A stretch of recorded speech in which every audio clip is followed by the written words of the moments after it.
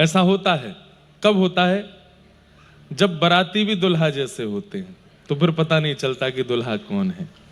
महादेव के ब्याह में किसी को पता ही नहीं चल रहा है कि दुल्हा कौन से हैं। पहले तो मैना मैया ने नारायण भगवान की ही आरती उतार दी, फिर नारद जी ने जाके बताया ये नहीं है, दुल्हा पीछे आ रहे हैं। तो ब्रह्मा जी आए, बोले ये जरूर होंगे, इनकी आरती उतारे हैं। तो बोले ये भी नहीं है, पीछे आ रहे हैं।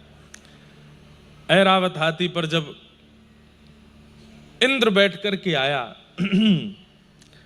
तो इंद्र को देख करके सबने सोचा यही हैं हमारी पार्वती जी के दुल्हा जी। अब तो इन पर पुष्प वर्षा भी हो गई, चरण भी धुल गए। इंद्र को लगा कि ऐसी स्वागत हो रहा है पूरी बारात का, वो भी करवा रहे थे। जब वो तोड़न आदि की जब प्रथा आई तो इंद्र बोले मैं दुल्हा नहीं हूं, पीछे आए। सब सोचने लगे जब बाराती इतने सुंदर हैं, जब एक से एक ये सब इतने सुंदर हैं, तो दुल्हा कितना सुंदर होगा। हम बारातियों पर ही लट्टू हुए जा रहे हैं। आहा, सबसे पीछे आ रहे हैं महादेव। कैसे? यस्यास्ते ड्राट ड्राट डुट डुट मम लम टम टम टम टम टम डम शम डुडम शम डुहि डुहि चकितम भूपके भूपनालम तैलम तैलम तो तैलम खुकु Kuku Kuku क्वांकु Quang क्वांकु Quang Quang. आहा, हा हा हु ही करते हुए भूत प्रेत घूम रहे हैं, ऊपर नीचे डोल रहे हैं। हिमालय में जितने घर हैं सबके भीतर घुस घुस करके निकाल के रसोइयों से सामग्री पा रहे हैं। नंदी महाराज पर उल्टे बैठे हैं महादेव, पीछे की तरफ मुख करके, भस्म रमाए। आहा, हमारे बक्सर वाले मामा जी गाते हैं, अरे बाप रे बाप। बारात देख करके हिमालय के लोगों की स्थिति कैसी हुई? अरे बाप रे बाप, कैसन कैसन भूत प्रेत, कैसन कैसन सांप। अरे बाप रे बाप, कैसन कैसन भूत प्रेत, कैसन कैसन सांप। अब हम पूरा पद गा दें तो यही शुभ विवाह हो जाए आज। महाराज, बच्चे डर के मारे घरों में घुस गए हैं, माताओं की गोद में चढ़ गए हैं। बोले बचाओ। बोले क्या हुआ? बोले भूत प्रेत डांकनी पिशाचनी सब आ रहे हैं। कोई मुखहीन विपुल मुख काहू, किसी का सिर ही नहीं है और किसी के खूब सारे सिर हैं। ऐसे ऐसे भूत प्रेतों की बारात लेकर के महादेव पधारे। सासू मां देखते ही बेहोश होकर गिर पड़ी। अच्छा, बेहोश पहले नहीं हुई, पहले तो देखी ये कौन है। नारद जी बोले यही हैं आपके पहुना, यही हैं आपके जमाई राजा। कहां पार्वती जी की सुंदरता और कहां पार्वती जी का स्वरूप लावण्य। महादेव सुंदरता में कम नहीं है, महादेव बहुत सुंदर है, बहुत सुंदर है, पर बनके ऐसे रहते हैं कि सामान्य व्यक्ति उसको स्वीकार नहीं कर पा रहा है। वो इसीलिए तो महादेव हैं। देव कौन जो सबको स्वीकार्य हो जाए, महादेव कौन जिसकी स्थिति।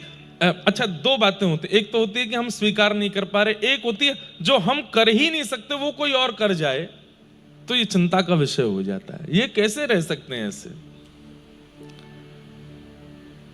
गरम गरम चिता की भस्म लेप लगा करके आए हैं अपने शरीर पर, त्रिपुंड लगाए, आंखों की आज तो और ज्यादा भस्म लगाई। और दिन तो थोड़ी बहुत लगाते थे, आज दुल्हा बने हैं तो आज विशेष भस्म लगा के आए हैं। कह रहे हैं आचार्य कैसन कि महाराज महादेव की बारात जाने वाली है, महादेव भस्म का अपने ऊपर श्रृंगार करने वाले हैं। ये जान करके कितने लोगों ने प्राण त्याग दिए ताकि हम शमशान में जल जाएं, हम भस्म बन के आज सबको भस्म के रूप में लगा करके आए। महादेव बैठे हैं सामने, सासू मां मूर्छित होकर के गिर पड़ी हैं। महादेव बोले क्या करना है भैया हमको? बोले अभी तो वापस जाओ, अभी सासू मां होश में आ जाए फिर आना। महादेव बेचारे सब भूत प्रेतों को लेकर के फिर से चले गए। बैठे हैं एक कोने में जाकर के, वहीं जाकर के बोले हम तो पहले ही ब्याह के इच्छुक नहीं थे, हम तो पहले ही मना कर रहे थे। ये नारायण हमारे पीछे पड़ गए, इन्होंने ही हमको कहा कि आप जाके ब्याह करो। सब ऋषि जन आके कहे ब्याह करो, इसलिए करना पड़ रहा है हमें तो।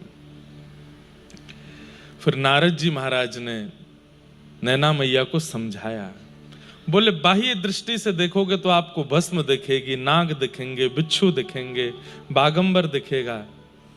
भाव दृष्टि से देखो, वो सामान्य नहीं है, साक्षात महादेव है। अब की बार जब दृष्टि गुरु युक्त हो गई, अभी तक नैना मैया की दृष्टि सामान्य दृष्टि थी, पर नारद जी ने जब गुरु रूप आकर के महादेव के रूप का वर्णन किया और पुनः जब महादेव पधारे, क्या कहें महाराज, अब बारात फीकी लग रही है, महादेव सबसे सुंदर लग रहे हैं। और रूप माधुरी देख करके नैना मैया बार बार बलि जा रही हैं और श्री पार्वती जी का मंगल विवाह पाणी ग्रहण संपन्न हुआ। अद्भुत, हमारे भारत की परंपरा की कथा जगत के शास्त्रों की जो बातें हैं ना, वो अद्भुत है। उनको समझना सुनना, हम आपको बताएं, आप तो श्रोता हो, हम तो वक्ता हैं। 10 साल से हम कथा कर रहे हैं, हमारा काम ही कथा करना है, हमारा जीवन ही कथा करना है, हमारा परिवार ही कथा है, हमारा जीवन सर्वस्व कथा ही है। तब भी हमको हर दिन लगता है कि हम और क्या पढ़ें और क्या सुन लें और क्या हमें प्राप्त हो जाए, अभी भी कुछ अधूरा है, कुछ रह रहा है, कुछ और लेना है। और इसी कारण हमें लगता है कि हम सुना पाते हैं, कह पाते। जिस दिन ये मन में आ गया कि नहीं अब परिपूर्ण हो गया, उसी दिन हमें लगता है कि इस वाणी की गरिमा नष्ट हो जाएगी। ये वाणी गौरवान्वित हमें भी करती है। क्यों? क्योंकि इसमें हर दिन सीखने की ललक है, सीखने की इच्छा है। और हमारा हिंदू वैदिक सनातन धर्म हर दिन नवीनता प्रस्तुत करता है। हर दिन आप एक ही विषय को बार बार पढ़ेंगे तो बार बार उसमें नवीनता आती है। ये हमारे पुराणों की आधुनिकता है। इसीलिए वो पुराण, पुरा अपि नवम, जो हैं बहुत पुराने, 5-5 हजार साल पहले लिखे गए हैं, लेकिन हर बार नए लगते हैं, इसलिए उनको पुराण कहते हैं। पुरा अपि नवम इति पुराणम। तो महादेव आज हो सकता, हमारे पूज्य नाना जी कहते थे कि कथा में लीक से हटकर के कोई प्रसंग यदि आ जाए तो समझना चाहिए जिनका प्रसंग आया वो अदृश्य रूप से कथा में आए हैं। तो आप लोगों ने पता नहीं ध्यान दिया कि नहीं, पिछले 6 दिन में हम द्वारिकाधीश की जय बुलाते रहे, पिछले 6 दिन में हम रणछोड़ राय जी की जय बुलाए, लेकिन आज सोमनाथ महादेव और श्री नागेश्वर महादेव की जय अपने आप बोली। और ये महादेव के विवाह का प्रसंग भी आ गया। मानो महादेव कह रहे कल रुक्मणी विवाह था, ठाकुर जी का तो किया नहीं, आज हमारा ही करवा दो। तो आज पार्वती महादेव जी के सूक्ष्म विवाह का प्रसंग, और देखिए प्रसंग भी कैसे उठा कि पूरी कथा का आयोजन कराया राजस्थान ज्ञान गंगा समिति, पर हमें नाम आज पता चला है। इसमें विशेषता क्या, आप क्या अच्छा समझ रहे हैं कि पहले दिन से हमें बताया ही नहीं गया, लोगों ने ये चाहा ही नहीं, समिति वालों ने, कि हम नाम बुलवा में या हम नाम कहवा में, हमें नाम की इच्छा नहीं है। नहीं तो महाराज और एक बात और कहते हैं, हम समितियों की कथा पहली बार, मतलब 2-3 साल पहले बंद कर दिए, पहली बार इस बार बड़ोदरा में बहुत सारे नियम तोड़ के कर रहे हैं। नहीं तो समिति वालों में लड़ाई ही होती रहती है, नाम की ही लड़ाई होती है, हमारा नाम बोला नहीं, हमने ज्यादा सहयोग किया, हमारा ये हमारा वो। पर यहाँ सब लोगों में, जैसे केजरीवाल जी बता रहे कि कोई ज्यादा सहयोग भी करता है, कोई कम सहयोग भी करता है, पर उसके दोनों की बराबर स्थिति है।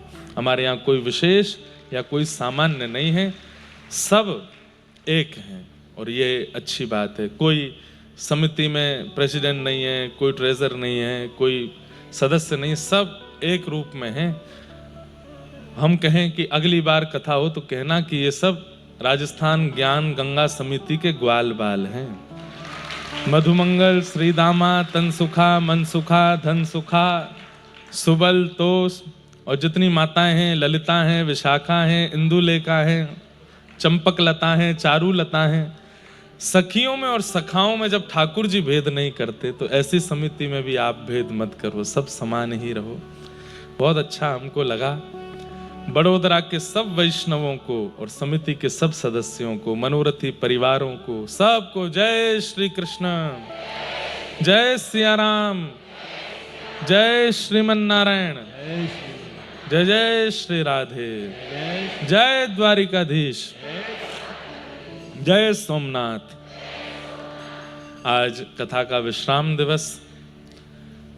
कथा होनी तो 10 बजे से प्रारंभ थी, पर हमारी भैया वो स्थिति हुई है बड़ोदरा में इस बार। आपको पता है हम अपने निवास पर आज कितने बजे आए? रात्रि कथा से निकल कर के गए हैं और 2-4 परिवारों में, 2-4 नहीं कितने में तो गिनती भूल गया, यहाँ से ब्राह्मण सभा के कार्यक्रम में गए, फिर वहां से एक जगह गए, दूसरे तीसरे, कितने बजे आए हैं हम घर पता है?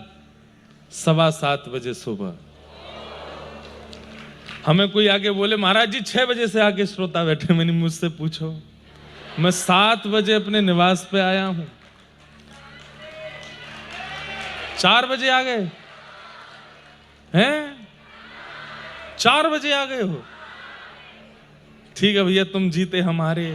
ये उत्साह कैसा अद्भुत है। हम तो भैया आज चक्कर खा के गिर गए सुबह, 2 बजे तक तो हम घर ही जाते रहे। अच्छा मैं क्या है कि मेरा स्वभाव है मना नहीं कर पाता, या तो मैं पूर्ण मना करता हूं या मैं बिल्कुल मना नहीं करता। हर कथा में नियम रहता मैं जाता ही नहीं कहीं भी। अपना कथा किए, अपने निवास पर गए, स्टूडियो आसपास होता तो वहां कुछ गाने चले जाते हैं, कुछ पढ़ते रहते हैं, इन्हीं भावों में रहते हैं। नहीं तो मास्क वास्क लगा के शहर में डोलते हैं, देखते हैं, परखते हैं यहाँ के लोग कैसे हैं, क्या खाते हैं, क्या पीते हैं। ये हर शहर का एक नियम है।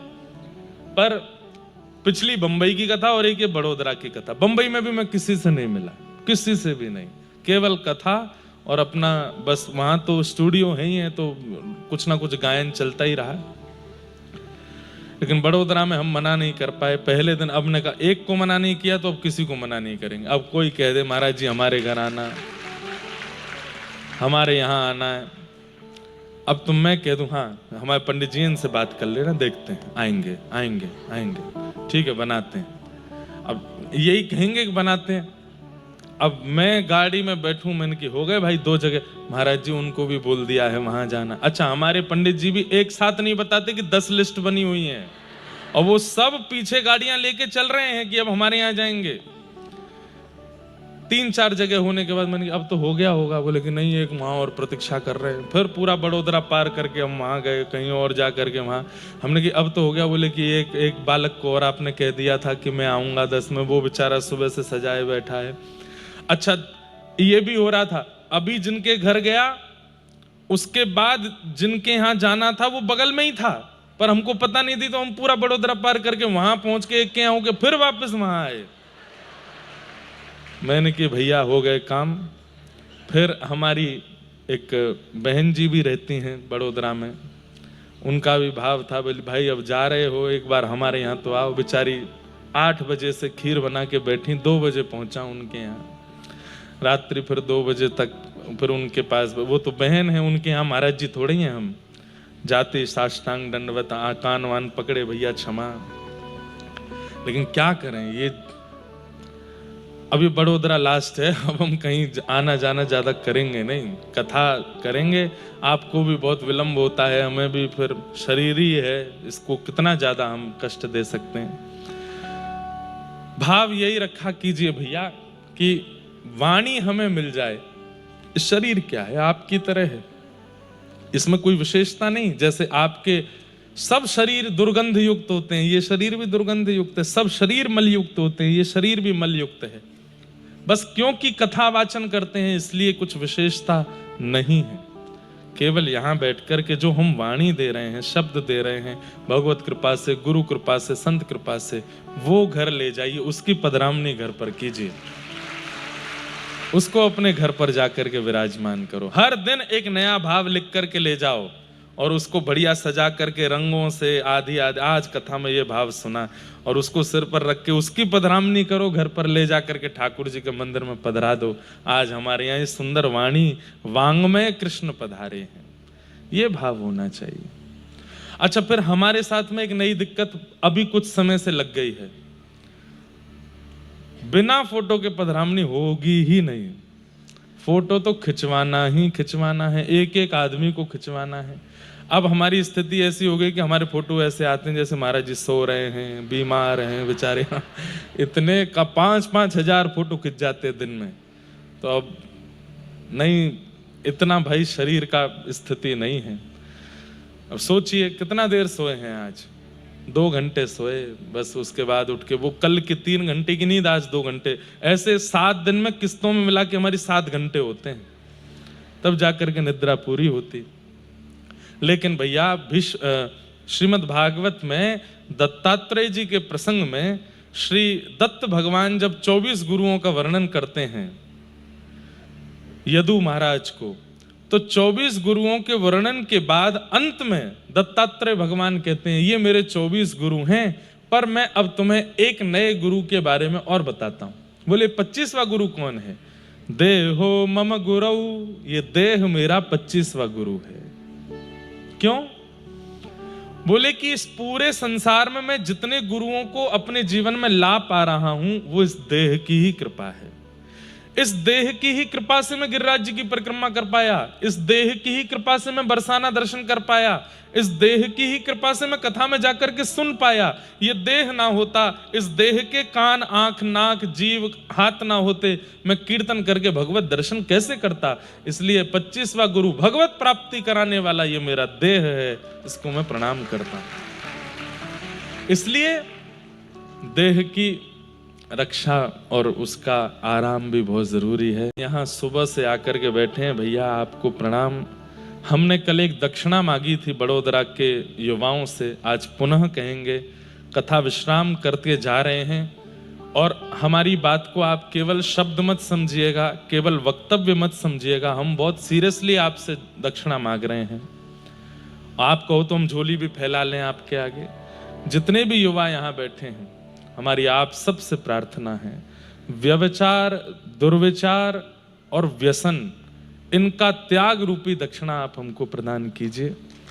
हम बस यही मांगना चाहते हैं आपसे, कभी भी व्यसन नहीं करना है। आज के बाद कोई भी ऐसी वस्तु जिस वस्तु से जिह्वा अपवित्र होती है, मन अपवित्र होता है। जैसा खाओ अन्न वैसा होवे मन, जैसा होवे मन वैसे होवे विचार, जैसे होवे विचार वैसी होवे बुद्धि, जैसी होवे बुद्धि वैसी होवे वाणी, और जैसी होवे वाणी वैसी होवे क्रिया, जैसी होवे क्रिया वैसी होवे गति। सब कुछ अन्न पर निर्भर होता है, आपकी जिह्वा पर धारण होने वाली वस्तु पर होता है। इसलिए आप व्यसन नहीं करेंगे, हमें ये दक्षिणा बड़ोदरा के सारे युवाओं से चाहिए। युवा बोलेंगे कि हमसे मांग रहे हो, बड़े बूढ़े कर रहे हैं वो, अब उनसे क्या मांगे? वो अपना 50-55 वर्ष का जीवन तो व्यसन में व्यतीत कर ही चुके हैं, अब तो उनकी आदत बन गई है। वो भी अगर छोड़ दें तो अच्छा, पर आप भविष्य हो भारत का, भारत का भविष्य हो, और भारत के साथ साथ ठाकुर जी की परम प्रिया भक्ति का भी भविष्य आप लोग हो। इसलिए आप लोगों से बहुत उम्मीद है, ठाकुर जी को बहुत उम्मीद है आप लोगों से। ठाकुर जी तरस गए हैं, क्यों? नरसिंह मेहता मीराबाई के बाद कोई मिल ही नहीं रहा है ऐसा जिसके लिए मैं जाऊं, जिसके लिए मैं उसके पास पहुंच करके कुछ करूं, कोई मिल ही नहीं रहा है। भैया मेरी प्रार्थना, मेरे और आपके जीवन काल के बीच में कोई तो ऐसा भक्त हो जिसके लिए ठाकुर जी प्रत्यक्ष प्रकट होकर के कोई लीला करें। अरे हम नरसिंह मेहता नहीं बन सकते, हम जनाबाई नहीं बन सकते, हम तुकाराम नहीं बन सकते, हम सक्कूबाई नहीं बन सकते, हम नरसिंह मेहता नहीं बन सकते। पर कई बार मुझे लोग मिलते हैं, जूनागढ़ में भी एक मिले थे, बोले कि महाराज जी मेरे पर दादा और उनके पूरे खानदान में पूर्वज जो थे वो नरसिंह मेहता जी के साथ संकीर्तन में जाते थे, उनके वंश का मैं बालक हूं। नरसिंह मेहता जी का नहीं, उनके साथ कीर्तन में संगत करने वाले थे, उनका मैं वंशज हूं, ऐसा मुझे किसी ने बताया। मैंने कितना भाग्य इसका। हम आप सब लोगों की तो भैया इतनी योग्यता नहीं कि ठाकुर जी हमारे सामने प्रत्यक्ष हो भी सकते हैं, पर हम में से ही कोई ऐसा निकले ताकि हमारी वंश की पीढ़ी भी आगे जाके कहे कि भैया हमारे पूर्वज जो थे वो फलाने भक्त के संग रहे थे जिनको ठाकुर जी ने दर्शन दिया। तो कंप्यूटर का जमाना है, सोशल मीडिया का जमाना है, हमारी एक बात मानेंगे? सतयुग त्रेता द्वापर कलयुग, ये 4 युग हैं। सतयुग में राक्षस का नाम रिवील हो चुका है, कौन था? हिरण्यकश्यप हिरण्याक्ष। त्रेता के राक्षस का नाम भी सबको पता है, रावण कुंभकर्ण। द्वापर के राक्षसों का भी नाम पता है, शिशुपाल दंत वक्र कंस वैसे विशेष रूप से 2 ही होते हैं जो जय विजय बने थे। कलयुग में राक्षस कौन है? इंटरनेट और मोबाइल, ये दोनों राक्षस हैं। आप कहोगे महाराज जी क्यों राक्षस हैं? राक्षस क्या करते हैं? जो अपनी पूजा आपसे करावे, 24 घंटा अपने संग लगाए रखे। रावण की क्या जिद थी लंका में कि राम को मत भजो, कृष्ण को मत भजो, वासुदेव को मत भजो, नारायण को मत भजो, मैं परमात्मा हूं, 24 घंटा मुझे देखो, मुझे भजो। फोन भी तो यही कह रहा है। सुबह उठते ही व्यक्ति ठाकुर जी का नाम नहीं लेता। फोन कहां है मेरा? कहां गए भैया तुम? चिट्ठी ना कोई संदेश, जहां तुम चले गए। इतने प्राण बसते हैं उसमें। अगर चार्जर ना मिले, बेचारा चार्ज ना हो पाए, तो उसकी बैटरी नहीं, हमारी बैटरी लो हो जाती है। हमको भोजन नहीं मिले, उसको जरूर चार्जिंग कर दो। अच्छा चलो फोन है, उसमें नंबर है, फोन कॉल लग जाता है। लेकिन अगर इंटरनेट ना हो, जहां पर नेटवर्क ही नहीं आ रहे हो, इंटरनेट चले ही नहीं रहा हो, वहां व्यक्ति 2-4 दिन से ज्यादा रह नहीं सकता। पहले व्यक्ति की जरूरत होती थी हवा, पानी, कपड़ा। अब व्यक्ति की जरूरत होती है 4G 5G नेटवर्क तो होना चाहिए, तो ही मैं जीवित रह पाऊंगा। जो अपने अधीन कर ले वही तो राक्षस है। ठाकुर जी के अधीन हमको होना चाहिए था, हम किसके अधीन होते जा रहे हैं? अभी भी इतना राक्षसत्व नहीं आया है, पर हमारा और यहां जितने युवा बैठे हैं, हम लोगों के बुढ़ापे में देखना क्या होगा। जन्म लेते ही बच्चा रोया करेगा, किसी चीज से शांत नहीं होगा, दूध से भी शांत, उसको फोन दिखाना पड़ेगा। फोन में मैं तोता हरे रंग का मैं तोता सुनेगा तब शांत होगा। हमारी भी बहनें हैं, उनके छोटे छोटे बच्चे, मैं देखता हूं उनको कैसे शांत होते हैं। पर हाँ, एक चीज हुई है, मानना पड़ेगा, पिछले 1-1.5 साल में अब मैं तोता बंद हो गया है, बरसाने की छोरी शुरू हो गया है। अब हमको लोग बोलते महाराज जी हमारे बालक भोजन नहीं करते जब तक बरसाने की छोरी नहीं सुने। मैंने कहा वाह, चलो अच्छा, ऐसी बहाने किशोरी जी का नाम तो सुन रहे हैं, बरसाने का नाम तो सुन रहे हैं, बड़े होके कभी तो कहेंगे मैया ये बरसाना है क्या, लेके तो चलो एक बार। फिर लेके जाना उनको। तो हम तो 2-4 और ऐसे संकीर्तन बनाने वाले हैं कि जिनसे बच्चा भोजन करे, पढ़ाई करे, रोटी खावे। अच्छा है, तो हम तो प्रयास कर रहे हैं कि ये फोन राक्षस ना बने, ये देव ही बना रहे, पर ये होगा नहीं। बहुत जल्दी ये राक्षसत्व का रूप धारण कर लेगा, हमारे प्राण बसेंगे इसमें। ये अगर नष्ट हुआ तो कितने लोगों के प्राण आज भी हैं। आज भी कितने लोग ऐसे हैं संसार में जिन्हें भोजन ना दो, पानी ना दो चलेगा, पर फोन अगर दूर कर लिया तो शायद प्राण चले जाए उनके। ये राक्षस हैं कलयुग के। इसलिए कभी वृंदावन जाए ना बंधुओं, तो हमारे कहे से तटीय स्थान जाइएगा। तटीय स्थान में फोन अलाउ नहीं है, इलेक्ट्रिसिटी अलाउ नहीं है, पंखे अलाउ नहीं है, लाइट अलाउ नहीं है, मतलब आधुनिक यंत्र कोई भी अलाउ नहीं है वहां पर। दिए की रोशनी होती है, रेत बिछी है, दरी आदि। अभी सर्दियों में तो दरी बिछती है, नहीं तो गर्मियों में तो रेत में ही बैठते हैं। वहां पर शाम का, रात्रि का समय होता है तो व्यक्ति का मुखमंडल दिखाई नहीं देता, शांति इतनी कि कोई कील भी गिर दे तो उसका स्वर आ जाएगा। और उस तटीय स्थान में जब जाकर के आप 2-4 घंटे व्यतीत करोगे तो आपको लगेगा कि अपने आज तक के जीवन में ये 4 घंटे ही थे जो मैं जिया हूं, बाकी मैं जिया नहीं था। ऐसा अद्भुत स्थान है। महाराज जी की बड़ी कृपा रहती है दास के ऊपर। ऐसे स्थान को भी प्रणाम। तो आधुनिक यंत्र ही राक्षस हैं कलिकाल में। पर कई लोगों ने इन यंत्रों को ही गुरु बना करके अच्छे कार्य भी कर रखे हैं। अब यहाँ हजारों लाखों लोग केवल उसी के माध्यम से कथा सुनते हैं। जो कथा में नहीं आ पाते, कथा में पहुंच नहीं पाते, वो उसके माध्यम से ही अपना जीवन परिवर्तन कर रहे हैं।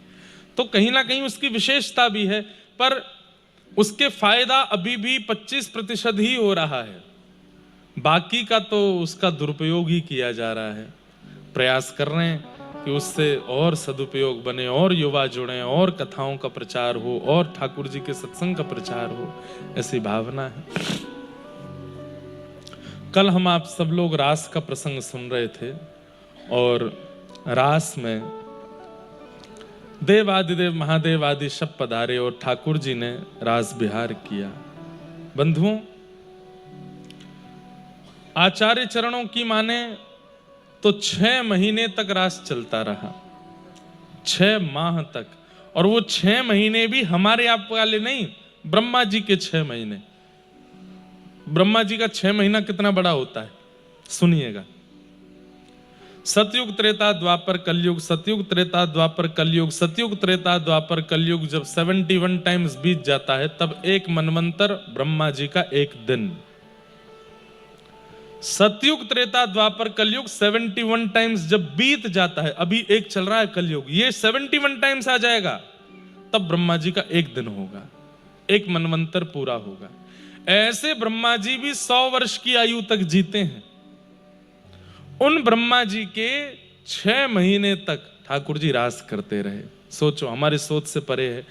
अगर इस 6 महीने को हम काउंट करें तो इसका मतलब क्या है, रास करते रहे नहीं, वो पास्ट टेंस नहीं है, प्रेजेंट टेंस है। अब भी रास चल रहा है वृंदावन में, आज भी अनुभव होता है। श्री निधिवन राज में, सेवा कुंज में, यमुना पुलिन पर आज भी ठाकुर जी का रास बिहार हो रहा है। और उसी रास बिहार का अनुभव करने के लिए असंख्य महापुरुष वृंदावन में भजन कर रहे हैं। असंख्य लोग वृंदावन जाकर के श्री किशोरी जी की शरणागति कर रहे हैं, ताकि उस रास का हमें किंचित अनुभव हो जाए। ऐसा वृंदावन धाम, जहां आज भी रास हो रहा है, आज भी रास रच रहा है। वृंदावन में कभी पास्ट टेंस का प्रयोग मत किया कीजिए कि ठाकुर जी मक्खन चुराया करते थे, यमुना जी पे लीला करते थे, यहां पे ये करते थे। नहीं, आपकी भक्ति उस दिन सुदृढ़ हो जाए जिस दिन आप थे को हैं बोलो। आज भी लीला करते हैं, यहां रास करते हैं, माखन चुराते हैं सब। अब एक बड़ी प्रसिद्ध कथा आप सबने सुनी है। आज से 450 वर्ष पहले श्रीनाथ जी, जो आपके उदयपुर में विराजमान हैं, उदयपुर के पास नाथद द्वार में विराजमान हैं, जब गिरिराज जी में विराजमान थे, गोवर्धन में विराजमान थे, अनेक लीलाएं ठाकुर जी ने की हैं। कितनी लीलाएं, मेरे को तो एक साथ सारी याद आ जाती हैं, कौन कौन से सुनाऊं।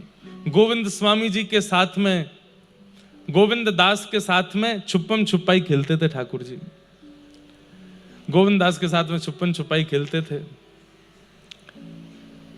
गोविंद दास जी की बारी आती तो गिनती करते 1 2 3, ठाकुर जी जाके छुप जाते सघन वन में।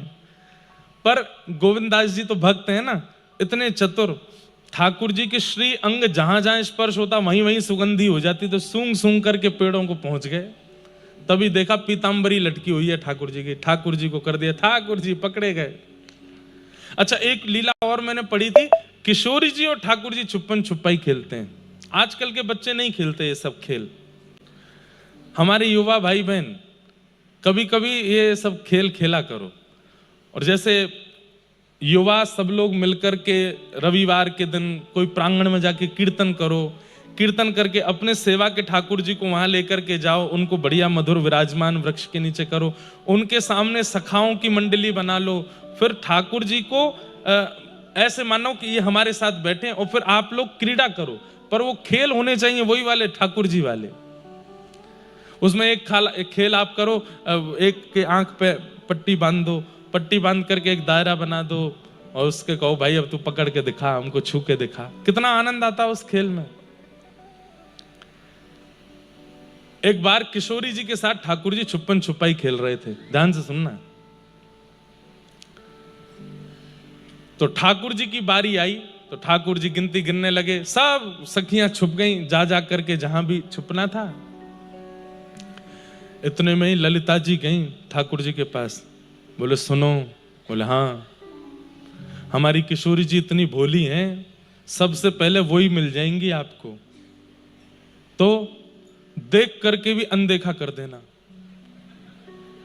अगर आप जीत गए तो फिर देखना हम क्या करेंगे। बोले क्या करोगे, तुम्हारी वंशी चुरा लेंगे। ठाकुर जी बोले ये कोई खेल है? बोले कि हाँ यही खेल है, हम लोगों को ढूंढो, हम लोगों को। किशोरी जी सामने आके खड़ी भी हो जाए तो भी कहना हे श्यामा जी तुम कहां हो, मुझे तो दिख ही नहीं रहे, अरे किशोरी जी कहां चली गई। ठाकुर जी बोले ठीक है। अब किशोरी जी यहाँ पे बड़ी उत्सुक हैं कि श्याम सुंदर मुंह को ढूंढेंगे। एक पेड़ के ऊपर थोड़ी सी चढ़ गई हैं, पर जो वस्त्र धारण की हो वहां की चुनरी नीचे लटक रही है, वो दिख ही रही है स्पष्ट की बैठी है वहां पे। अब ठाकुर जी यहाँ आंख बंद करके गिनती गिन के पीछे मुड़ के देखे, हम भाई मैं आ रहा हूं भैया, सब तो सावधान है जाइयो। अब सब सखियां इधर उधर, किशोरी जी सामने वाले पेड़ पे ही चढ़ रही हैं और नेक नेक से पत्तान में छुपा रही हैं अपने आप। ठाकुर जी बोले छुपो ना आवे, सामने ही बैठी हैं दिख रही हैं, और ललिता मुंह को देख रही है कि पकड़ी हो मत इन्हें। कैसी सीधी है हमारी किशोरी जी। ठाकुर जी इधर उधर ढूंढ रहे हैं, उस पेड़ के नीचे से ही निकल रहे हैं। किशोरी जी मुंह पे हाथ धर के बैठी हैं, कहीं मुंह को पहचान नहीं जाए। ठाकुर जी जैसे पेड़ के नीचे से निकले तो वो चुनरी इतनी नीचे है कि ठाकुर जी के मुकुट को स्पर्श है। ठाकुर जी चुनरी उठा करके नीचे से जा रहे हैं। कहां हो किशोरी जी? अरे श्यामाजू मुझको दिख नहीं रही हो। थोड़ी देर बाद किशोरी जी को लगी थक गए होंगे, मैंने एक सहज है जाऊं ताकि इनको दिख जाऊं। तो किशोरी जी ने एक नीचे आ गई। ठाकुर जी डोलते डोलते फिर लौट करके आए, देखिए तो और नीचे आ गई। तो ठाकुर जी फिर पीछे, अरे श्यामाजू तुम कहां चली गई हो? ऐसी निपुण हो खेल में, मिल ही नहीं रही हैं। अरे सबरी सखी तुम सब तो मुंह को दिख गई हो, पर ये श्यामाजू नहीं दिख रही है। किशोरी जी कह रही है, अरे श्याम सुंदर बेचारे व्याकुल है रे, मैंने एक और नीचे आ जाऊं। अंत में किशोरी जी नीचे आके खड़ी है गई हैं। तब भी ठाकुर जी सामने से जाते हैं, फिर मुड़ जाए, अरे किशोरी जी मेरी श्यामाजू कहां चली गई तुम? किशोरी जी बोली, अब तो लगे नाटक है रोए, मैं तो सामने ही खड़ी हूं। किशोरी जी सामने जाकर के खड़ी हो गई, और खड़ी होकर के बिल्कुल स्पष्ट सामने आकर के खड़ी हो गई। तब भी ठाकुर जी, अरे मेरी श्यामाजू तुम कहां चली गई, मुंह को दिख ही नहीं रही हो। ललिता विशाखा दोनों ने आकर के, हमारी किशोरी जी जीत गई, हमारी श्यामाजू जीत गई। अरे तुम यहां खड़ी, मुंह को तो दिखी ना, इतनी देर है गई। अरे मैं तो ढूंढ ही नहीं पायो। अरे श्यामाजू या खेल की तो स्वामिनी आप ही हो। अब चलो आप गिनती गिनो और मुंह को ढूंढियो, ठीक है? बोले हाँ। अब किशोरी जी गई वहां पे, 1 2 3 ऐसे गिनती गिन रही हैं। ठाकुर जी बोले, अब मैं चढ़ूंगा पेड़ पे। जैसे पेड़ पे चढ़ने लगे, ललिता जी आई, सुनो हमारी किशोरी जी ज्यादा श्रम नहीं करें, ऐसे खड़े होना कि नेक में ही मिल जाओ। ठाकुर जी बोले, ये कोई खेल है? मैंने तुम्हारी एक बार बात मानी, नहीं ढूंढी ना वो, अब मुंह तो छुपन दो। बोले ना, ऐसे खड़े हो कि किशोरी जी को 2 मिनट में ही दिख जाओ। ठाकुर जी बोले ठीक है। तो एक पेड़ के पतनी सी उसकी तनी है, वही के पीछे ठाकुर जी छुप गए। यहाँ तक कंधा भी दिख रहे हैं, पीताम्बरी भी दिख रही, सब दिख रहा। किशोरी जी 10 तक गिनती गिनने के बाद जैसे ही पीछे देखो, अरे श्याम सुंदर तुम कहां हो? ठाकुर जी बोले, अब इतने में ना दिख रहा हूं मैं, नेक और पेड़ से इधर। अरे श्यामाजू इतकू हूं। किशोरी जी, अरे मैंने पकड़ लिए पकड़ लिए पकड़ लिए। सब सखियां बोली, अरे 2 मिनट में ही जीत गई। चलो श्याम सुंदर प्रणाम करो हमारी किशोरी जी को, या खेल की अग्रगण्या तो हमारी स्वामी जी हैं। जी स्वामी जी आप ही हो, सब खेलन में मुखिया आप ही हो, हम तो कछु है ही ना है। ऐसे हमारे श्याम सुंदर। तो ये खेल कभी कभी अपने घर के ठाकुर जी को, जब वो निवृत्त हो, आप भी फ्री हो, छत पे ले जाओ, कहीं बगीचे में ले जाओ, कहीं ले जाओ, 2-4 बालकों के झुंड ले जाओ, और बढ़िया ठाकुर जी का भोग प्रसाद करके ठाकुर जी को बढ़िया बैठाओ, और फिर उनके सामने उनके जैसे ही खेल खेलो, ठाकुर जी को सुख प्रदान करो। हम तो बड़े अपने लाल जी को खूब आनंद कराते हैं, ऐसे खूब खेल खेलते हैं एकांत में। तो ऐसे हमारे वृंदावनेश्वरी श्री राधा रानी हैं। आज भी ठाकुर जी लीला कर रहे हैं, आज भी रास वृंदावन में हो रहा है। बस दर्शन करने के लिए गुरु कृपा की दृष्टि चाहिए, आज भी अनुभव हो जाता है। आपको क्या लगता है, जिन महापुरुषों को आप प्रणाम करते हैं, उन्होंने ठाकुर जी का अनुभव नहीं किया होगा? निश्चित किया है, उनको अनुभव होता है। इसीलिए उनकी वाणी, उनका दर्शन, उनका स्वरूप, उनका वांग्मय, सब कुछ हमें इतना आकर्षित करता है, क्योंकि उन्हें ठाकुर जी दिख चुके हैं, ठाकुर जी का अनुभव हो चुका है। ठाकुर जी आज भी रास बिहार व्रज में कर रहे हैं। आज कथा क्रम बहुत है, हम जल्दी जल्दी अब सब क्रमों को जो विशेष लगेगा उस पर थोड़ा विस्तार करेंगे। वैसे तो सब विशेष है, श्रीमद् भागवत जी में कुछ भी ऐसा नहीं है। अब आगे एक गीत आता है, इसका अगर हमने विवेचन करना प्रारंभ किया तो 4 यहीं बजेंगे। इसका नाम है युगल गीत। आहा, बहुत सुंदर है। वाम बाहु कृत वाम कपोलो वल्गित भ्रूरधरार्पित वेणुम कोमलांगुलिभिराश्रित मार्गम गोप्य ईरयति यत्र मुकुंद। ये श्रीमद् भागवत का एक गीत है, जैसे गोपी गीत है वैसे ही इसका नाम है युगल गीत। युगल गीत में क्या है, गोपियां आपस में ठाकुर जी की रूप माधुरी की आपस में चर्चा कर रही हैं, और वो चर्चा इतनी मधुर है, शुकाचार्य जी ने इस पूरी चर्चा को गीत का नाम दिया। बंधुओं, ठाकुर जी 3 प्रकार से वेणु रव करते हैं। मुरली, वंशी और वेणु 3 हैं एक ही, पर उनका बजाने का, उनको धारण करने का तरीका सबके लिए अलग अलग है। समझिएगा बात को बहुत ध्यान से, इधर देखिए। मुरली, वंशी और वेणु। मुरली ठाकुर जी बजाते हैं तो दोनों जो हाथ हैं ठाकुर जी के वो अधर से नीचे रहते हैं, और वंशी ऐसे लेटी रहती है। ये ठाकुर जी का मुरली वादन है। बिल्कुल अधर के ही बगल में दोनों जब भुजा आ जाती हैं, ये ठाकुर जी का वंशी वादन है। और जहां ठाकुर जी का मुखमंडल बाम दिशा में ऐसे झुक जाए और दोनों हस्तकमल ऊपर आ जाएं और वेणु यहां अधर पर हो, इस प्रकार से हो, तो समझो वो वेणु वादन है। ठाकुर जी मुरली बजाते हैं ब्रजवासियों के लिए, गैयाओं के लिए, मतलब सबको जो सुनाई देती है वो है मुरली। अपने से प्रेम करने वाली सखियों को और सखाओं को जो सुनाई देती है उनके लिए जो बजाते हैं वो है वंशी, और श्री प्रिया जी के लिए जो बजाते हैं वो है वेणु। ठाकुर जी बिल्कुल लीन होकर के उसका वादन करते हैं। आपने अनेक दर्शन किए, ठाकुर जी के ऐसे दर्शन किए होंगे, ऐसे दर्शन किए होंगे, पर ऐसे दर्शन आपको बहुत कम मिलेंगे जहां ठाकुर जी का मुखमंडल किशोरी जी की तरफ झुका हो। ये बाम भाग किशोरी जी का है और यहाँ की तरफ ठाकुर जी झुके हैं, दोनों हस्तकमल ऊपर हैं। वेणु रव सबको सुनाई नहीं देता, उसका अधिकार किशोरी जी जिसको प्रदान करती हैं उसी को सुनाई देता है।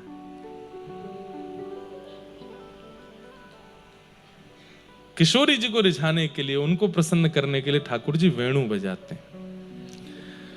तो बाम बाहु कृत बाम कपोलो, अब सुनिएगा अर्थ। बाम बाहु कहेंगे इसको। बाम बाहु कृत बाम कपोलो, कपोलो मतलब गाल। ठाकुर जी ने अपने बाम बाहु की तरफ अपने गाल को झुका रखा है। बाम बाहु कृत बाम कपोलो वल्गित भ्रूरधरार्पित वेणुम। ठाकुर जी ऐसे हैं और वेणु बजा रहे हैं। कोमलांग भिषराश्रित मार्गम गोप ईरयति यत्र मुकुंद। ठाकुर जी के उस मधुर स्वरूप को देख करके गोपियां आनंदित हो गई, कितने सुंदर लग रहे हैं श्याम सुंदर। आहा। यहां पर अब एक प्रसंग आता है, बस वो कह के मैं आगे चलूंगा। गोपियां शिकायत करने जाती हैं यशोदा मैया से, और मैया से जाके कहती हैं, मैया तू एक बात बता। बोले हाँ। ए तेरे लालाए बंसी बजानो कौन ने सिखायो? बोले क्यों? तेरे लाला को तो हम कछु बिगाड़ नहीं पाई, पर जाने या को बंसी बजानो सिखायो बा, गुरु को हम जाके जमुना जी में फेंक के आवेंगे। बोले क्यों? बोले या की बंसी जब जब बजे हमारो भोजन ना बन पावे। क्यों? बोले जैसे ही वंशी बजानो प्रारंभ करे, या की वंशी सुनते ही पहाड़ पिघलन लगे, यमुना जी स्तब्ध है जाएं, पेड़ की डाल झुकन लगे, उनमें खूब सारे पुष्प और फल प्रकट है जाएं, हमारो मन स्थिर रह जाए, बालक रोनो बंद कर दें, भोजन करनो, गैया घास चरनो बंद कर दे, उनके बछड़ा बछिया दूध पीनो बंद कर दें, सब स्तब्ध हो जाता है वृंदावन में। लेकिन मैया एक नयो काम और रहेगा। बोले कहा? बोले हम रोटी बनावें, चूल्हा में अग्नि लगावें लकड़ी की, वो अग्नि भी धीरे धीरे शांत हो जाए और पानी बन के बहन लगे, सब कछु समाप्त हो जाए, मैया भोजन ही ना बन पावे। सास डांटे, अरे तेने कच्ची दाल बनाई दी, कच्ची रोटी बनाई दी, तो को मैं बताऊंगी, रोज हम पे डांट पड़े। और या सबके पीछे कारण है तेरे लाला की वंशी। या तो अपने लाला की वंशी बजावे वाले गुरु को नाम बताओ हमें, या फिर अपने लाला ते कहो वंशी बजावे को एक समय रखे, वह समय हम भोजन नहीं बनाया करेंगे। फिर कौन ने सिखाई तुम्हारे लाला को वंशी बजानो? तो यहां पर श्री यशोदा मैया कितना सुंदर विवेचन कर रही हैं। विविध गोप चरणेषु विदग्धो वेणुवाद्य ऊर्धा निज शिक्षा, तब सुतः सती यदाधर बिंबे दत्त वेणुरनयत्य स्वजाति। स्वर जाति, बहुत सुंदर लीला आ रही है, चिंतन में सुनाऊंगा अभी। यशोदा मैया कह रही हैं, अरे गोपियों तुम मानोगी नाय, तुम मेरी बात को भरोसा नाय करोगी, पर जे वंशी बजानो लाला ने कोई ते ना सीखो, ये वंशी प्रगट ही लाला ते भई है, निज शिक्षा लाला ने स्वयं बजानो सीखो है। वंशी का निर्माण कैसे हुआ? गैया रोती रोती गई ठाकुर जी के पास, ठाकुर जी बोले काई को रो रही है, कौन ने कष्ट दिया तो को? बोले मुंह को दुनिया में केवल एक ते डर लगे। बोले कौन थे? बोले बांस थे, मुंह को और कोई ना डरा सके। कोई आदमी भी मेरे सामने आ जाए ना, ग्वारिया भी मुंह पे चिल्लावे, मैं बातें भी ना डरूं, लेकिन वो ग्वारिया जब बांस लेके आ जाए तो बातें मुंह को बहुत डर लगे लाला। ठाकुर जी बोले जा बांस ने तो को डरायो, वही बांस ते तो को प्रेम सिखाऊंगा मैं। ठाकुर जी ने जैसे ही वह बांस को पकड़ो, एक हस्त कमल धरते ही, 3 उंगलियों के छिद्र रखते ही 3 छिद्र प्रकट हो गए, दूसरा हस्त पकड़ते ही 3 छिद्र और प्रकट हो गए, और जैसे ही ठाकुर जी ने अधर पर रखा, एक छिद्र और प्रकट हुआ। ठाकुर जी ने कुछ उंगलियों को उठा करके जैसे ही प्राण पिरोए, मधुर वंशी बजी, गैया के नेत्रों से अश्रुपात होने लगे। ठाकुर जी बोले तो कुछ सुख देवे के काज, आज नवीन वंशी को निर्माण किया है मैंने। वंशी के निर्माता श्री कृष्ण है, वंशी के प्रादुर्भाव करता श्री कृष्ण। अच्छा एक बार ठाकुर जी वंशी बजा रहे थे, ठाकुर जी के सखा इतने ऊधमिया नेक शांत ना बैठे, लेकिन ठाकुर जी जब वंशी बजाते हैं वो भी बिल्कुल पिन ड्रॉप साइलेंस, आंख बंद करके सुनते रहते हैं ठाकुर जी को। एक बार मधुमंगल बैठो तो माने देखी ठाकुर जी वंशी बजा रहे हैं, तो जैसे ही वंशी बजाई तो वो सब ब्रज की स्थिति मैंने बताई ना, यमुना जी रुक जाती हैं, वृक्षों में पुष्प प्रकट हो जाते हैं, फल आ जाते हैं, सब लोग बाग अपने कार्य छोड़ देते हैं, दूर दूर तक हिंसक जीव भी अपने कान उठा करके ठाकुर जी की ओर देखते हैं।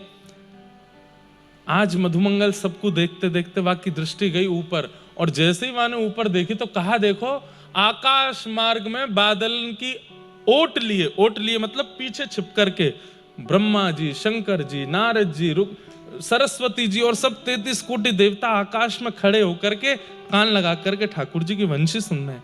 मधुमंगल ने श्रीदामा से कहा, श्रीदामा देखियो ये सब देवता खड़े हैं आकाश में। श्रीदामा ने दूसरे से कही, ऐसे करके सब में बात फैल गई। अब जब जब ठाकुर जी वंशी बजा में आकाश में देवतान के दर्शन हूं मैं। एक दिना मधुमंगल श्रीदामा किशोरी जी की सबरी सखीन के यूथ से बोले, हमारो लाला जय जय तो नहीं है, पर हमारो लाला जय जय ते भी ऊपर है। बोले क्यों? बात सुनो पहले पूरी। बोले क्यों? बोले हमारो लाला जब बंशी बजावे ना, आकाश में देवता प्रकट है जाए। अरे कहां तक कहें, सूर्य चंद्र भी एक साथ प्रकट हो जाते हैं ठाकुर जी की स्वर लहरियों को सुनने के लिए। हमारे लाला, तुम्हारी किशोरी जी सुंदरता में ऊपर होंगी, तुम्हारी किशोरी जी धन धान्य में ऊपर होंगी, तुम्हारी किशोरी जी गायन में ऊपर होंगी, तुम्हारी किशोरी जी नृत्य में ऊपर होंगी लाला से, पर संगीत में तो हमारो लाला अग्रगण्य है। ललिता जी ने कमर कसी, बोले अगर किशोरी जी लाला से ऊपर निकली तो? बोले तो जीवन भर तेरे चरणन को स्पर्श करूंगो, वचन दे के कह रहा ये मधुमंगल, जब जब ललिता सामने आवेगी तब तब साष्टांग प्रणाम करूंगा अगर किशोरी जी ऊपर निकल जाएं तो। बोले फिर कर लें एक कार्यक्रम। बोले हाँ करो। ठाकुर जी तो सब ब्रजवासी जाके बोले लाला हमारी लाज बचाए लियो। ऐसी बंसी बजाइयो, ऐसी बंसी बजाइयो कि लाला ये सबरे देवता आकाश में खड़े खड़े नृत्य करने लगे। ठाकुर जी बोले तू चिंता मत कर, आज तो देख आमने सामने वाली बात है। सब सखी गई किशोरी जी के पास, है किशोरी जी आज श्याम सुंदर को परास्त करना है। किशोरी जी बोले नहीं, वो सदा विजयी रहे, मैं क्यों परास्त करूं उनको। नहीं नहीं, आज हम सखी सखान के बीच की बातें ने कमाई, लाज रखो। तो किशोरी जी वीणा बजाती हैं। किशोरी जी वीणा बजाती। अच्छा, अभी कुछ समय पहले रेवासा धाम में कथा थी पूज्य मलुक पीठ वाले महाराज जी के सानिध्य में। तो महाराज जी ने वहां पर एक कितनी सुंदर बात बताई।